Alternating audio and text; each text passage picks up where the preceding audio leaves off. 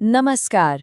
आज की इस ऐतिहासिक विश्लेषण में हम एक बेहद रहस्यमयी 5000 साल पुरानी पुरातात्विक जासूसी कहानी की परतें खोलने जा रहे हैं। जी हाँ, रहस्यमयी सिंधु घाटी सभ्यता। एक ऐसी सभ्यता जिसने मानव इतिहास पर अपनी गहरी छाप छोड़ी, अपनी अद्भुत तकनीक से दुनिया को चौंकाया और फिर अचानक कहीं गायब हो गई। तो चलिए अतीत के इन अनसुलझे पन्नों को एक साथ पलटते हैं। अब शुरुआत एक बहुत ही अजीबोगरीब वाक्य से करते हैं। सोचिए, एक खोई हुई 5000 साल पुरानी सभ्यता अचानक 19वीं सदी के रेलवे ट्रैक का हिस्सा कैसे बन सकती है। सुनने में बिल्कुल अजीब लगता है ना? लेकिन 1856 में ठीक ऐसा ही हुआ था। ब्रिटिश इंजीनियर अनजाने में ही एक विलुप्त साम्राज्य के खंडरों से टकरा गए थे। उन्हें रत्ती भर भी अंदाजा नहीं था कि वो जिसे महज ईंटों का ढेर समझकर तोड़फोड़ रहे हैं, वो असल में दुनिया की सबसे पुरानी और उन्नत सभ्यताओं में से एक का जीता जागता सबूत है। और इस अनजाने में हुई गलती का पैमाना सच में चौंकाने वाला है।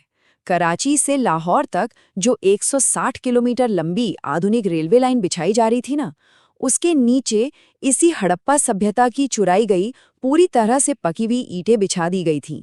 मतलब दुनिया की सबसे महान प्राचीन सभ्यता का एक बहुत बड़ा हिस्सा आधुनिक ट्रेनों के पहियों के नीचे नींव की तरह हमेशा के लिए दफन कर दिया गया। तो इस जासूसी कहानी का हमारा सुराग नंबर 1 है शहरी यूटोपिया, यानी उनकी अद्भुत नगर योजना। अगर हम 2500 ईसा पूर्व के मोहनजोदड़ो की तुलना हजारों साल बाद के 19वीं सदी के यूरोप से करें, तो एक बहुत ही हैरान करने वाली तस्वीर सामने आती है। जहां मोहनजोदड़ो में पूरी तरह से ढकी हुई नालियां, फ्लश वाले शौचालय और सार्वजनिक कूड़ेदान मौजूद थे, वहीं दूसरी तरफ 19वीं सदी के यूरोप में भी खुले सीवर और सड़कों पर गंदगी एक आम बात थी। प्राचीन सिंधु घाटी की नागरिक स्वच्छता और जन स्वास्थ्य का स्तर वाकई बस बेमिसाल था। यह सब बेहतरीन तरीके से स्पष्ट करता है कि वे लोग मानकीकरण और शानदार इंजीनियरिंग को लेकर कितने जुनूनी थे। उनकी सड़कें एक दूसरे को बिल्कुल 90 डिग्री के कोण पर काटती थीं। पूरे विशाल साम्राज्य में ईंटों का आकार बिल्कुल एक समान था, 7 गुणा 14 गुणा 28 सेंटीमीटर। बहुमंजिला घर, निजी कुएं, सार्वजनिक स्वच्छता के लिए द ग्रेट बाथ जैसी शानदार संरचनाएं, सब कुछ था उनके पास। और शांति और निजता का आलम यह था कि किसी भी घर की खिड़की या दरवाजा मुख्य सड़क की तरफ नहीं खुलता था। कमाल है ना? आगे बढ़ते हैं। सुराग नंबर 2, एक शांतिपूर्ण समाज और हथियारों का अभाव। इतिहास में आमतौर पर प्राचीन साम्राज्यों की पहचान बड़े बड़े युद्धों और हथियारों से होती है, लेकिन यहाँ हथियारों का कोई नामो निशान नहीं था। कांस्य की बनी डांसिंग गर्ल मूर्ति के बारे में प्रसिद्ध पुरातत्वविद सर मॉर्टिमर व्हीलर का एक उदाहरण बहुत कुछ बयां करता है। उन्होंने कहा था कि इस छोटी सी मूर्ति के खड़े होने के अंदाज में एक गजब का आत्मविश्वास है, जैसे वो पूरी दुनिया को जानती हो। ये एक ऐसे खुशहाल समाज की झलक है जिसका ध्यान युद्ध या विनाश पर नहीं, बल्कि कला, फैशन और शांतिपूर्ण व्यापार पर था। आइए इसके ऐतिहासिक घटनाक्रम पर एक नज़र डालते हैं कि कैसे ये साम्राज्य फला फूला। 3300 ईसा पूर्व में प्रारंभिक हड़प्पा चरण की शुरुआत हुई थी। 2600 ईसा पूर्व आते आते ये अपने परिपक्व चरण में पहुंच गया, जो कि इसका स्वर्ण युग या कहें कि शहरी विकास का सबसे ऊंचा शिखर था। लेकिन फिर 1900 ईसा पूर्व आते आते इसके पतन का दुखद दौर शुरू हुआ और 1300 ईसा पूर्व तक ये महान और विशाल सभ्यता लगभग पूरी तरह से समय की धुंध में खो गई। ये सभ्यता कोई छोटी मोटी जगह नहीं थी। ये लगभग 1.26 मिलियन वर्ग किलोमीटर के एक बहुत ही विशाल क्षेत्र में फैली हुई थी। रावी नदी के तट पर हड़प्पा और सिंधु नदी के तट पर मोहनजोदड़ो बसा था। इसके अलावा लोथल का अंतर्राष्ट्रीय डॉकयार्ड और धौलावीरा के वर्षा जल भंडार, ये उनके हाइड्रोलिक इंजीनियरिंग कौशल और जल प्रबंधन की अद्भुत मिसाल पेश करते हैं। अब आते हैं इस रहस्य के तीसरे सुराग पर, खामोश लिपि, जो आज भी एक अनसुलझी पहेली है। इस पहेली का सबसे दिलचस्प पहलू ये है कि खुदाई में 400 से भी अधिक ऐसे प्रतीक मिले हैं जिन्हें आज तक पढ़ा नहीं जा सका है। जी हाँ, 400 से ज्यादा। हजारों छोटी छोटी मोहरों पर उकेरे गए ये प्रतीक दाएं से बाएं ओर लिखे गए हैं। इतने दशकों के शोध के बावजूद ये आज भी एक बड़ा अनसुलझा रहस्य बना हुआ है कि ये प्राचीन प्रतीक वास्तव में हमें क्या बताने की कोशिश कर रहे हैं। विशेषज्ञों का मानना है कि ये एक लोगो सिलेबिक लिपि है। इसे ऐसे समझते हैं, इस लिपि का हर प्रतीक किसी एक अक्षर को नहीं, बल्कि एक पूरे शब्द या एक विशिष्ट ध्वनि को दर्शाता है। अब चूंकि मिस्र की चित्रलिपि को पढ़ने में मदद करने वाले रोजेटा स्टोन जैसा कोई द्विभाषी पत्र हमें यहाँ नहीं मिला है जो अनुवाद की कुंजी का काम कर सके, इसलिए ये जटिल लिपि अब तक पूरी तरह से अपठनीय बनी हुई है। इन रहस्यमयी मोहरों में सबसे ज्यादा ध्यान खींचती हैं यूनिकॉर्न या एक सींग वाले जानवर की मोहरें। इन खास मोहरों का इस्तेमाल मेसोपोटामिया जैसे दूर दराज के क्षेत्रों के साथ अंतर्राष्ट्रीय व्यापार को सुरक्षित रूप से करने के लिए होता था। दरअसल ये सिर्फ सुंदर कलाकृतियां नहीं थीं, बल्कि उस समय के व्यापारिक घरानों की ब्रांड पहचान, स्वामित्व के प्रतीक और जालसाजी को रोकने के लिए एक सील के रूप में काम करती थीं, बिल्कुल आज के होलोग्राम या ट्रेडमार्क की तरह।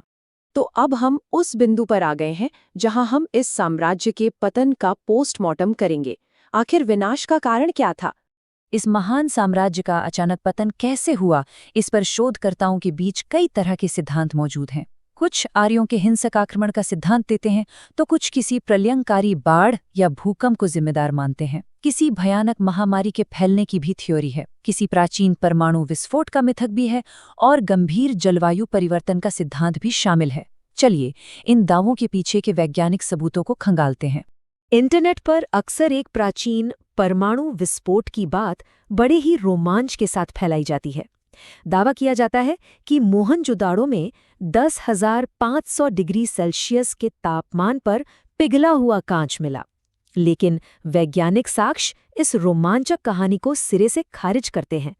असल में उच्च तापमान पर बना ये कांच मिट्टी के बर्तनों की भट्टियों के अत्यधिक गर्म होने से बचा हुआ कचरा या स्लैग था, न कि किसी महाविनाशकारी हथियार का परिणाम। एक और बहुत पुरानी और चर्चित थ्योरी मॉर्टिमर व्हीलर की 1944 की आर्य आक्रमण की परिकल्पना थी। लेकिन अगर हम निष्पक्ष रूप से 2019 में हरियाणा के राखीगढ़ी से मिले आधुनिक डीएनए साक्ष्यों का मूल्यांकन करें, तो एक बिल्कुल अलग ही वैज्ञानिक सच्चाई सामने आती है। ये डीएनए साक्ष्य किसी भी हिंसक जनसंख्या प्रतिस्थापन या रातों रात बाहरी लोगों के आने के बजाय आनुवंशिक निरंतरता को स्पष्ट रूप से दर्शाते हैं। तो फिर असली वजह क्या थी? आधुनिक विज्ञान और भूवैज्ञानिकों का जो सबसे ठोस और सर्वमान्य निष्कर्ष सामने आता है, वो है टेक्टोनिक प्लेटों का खिसकना। बड़े भूकंपों की वजह से नदियों ने अपने रास्ते बदल लिए, जिसके कारण जीवनदायिनी घगर हकरा, जिसे सरस्वती नदी भी कहा जाता है, वो पूरी तरह से सूख गई। इस भयंकर जलवायु परिवर्तन ने उनके कृषि आधारित व्यापार को तबाह कर दिया और अंततः लोगों को अपने आलीशान शहरों से पलायन के लिए मजबूर होना पड़ा। लेकिन कहानी यहाँ खत्म नहीं होती। आगे है हमारी जीवित विरासत, एक संस्कृति जो आज भी धड़क रही है।